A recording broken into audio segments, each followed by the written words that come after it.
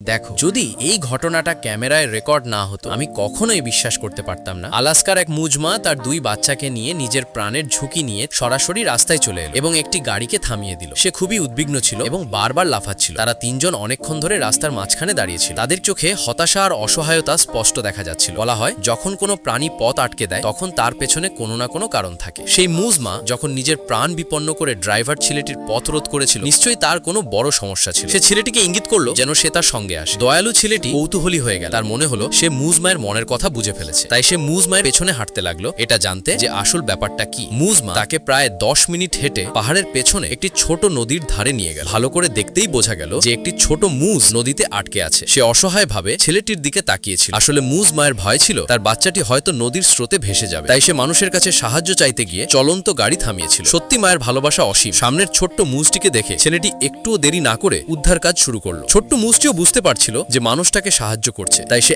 একদম নড়াচড়া করছিল না এবং পুরোপুরি সহযোগিতা করছিল। কিন্তু ছোট মুজের একটি পা হয়তো পাথরের নিচে আটকে গিয়েছিল। ছেলেটি যতই চেষ্টা করুক সে তাকে নদী থেকে তুলতে পারছিল না। মুজের বাচ্চাটির যেন আরো আঘাত না লাগে সেই জন্য ছেলেটিকে তার বন্ধুকে ডেকে সাহায্য নিতে হলো। একতাই শক্তি কথাটি সত্য প্রমাণ হলো। 3 জন মিলে অনেক পরিশ্রম করে অবশেষে ছোট্ট মুজটিকে নিরাপদে নদী থেকে বের করে আনলো। তাই এই দয়ালু ছেলেদের জন্য একটি লাইক অবশ্যই করবেন।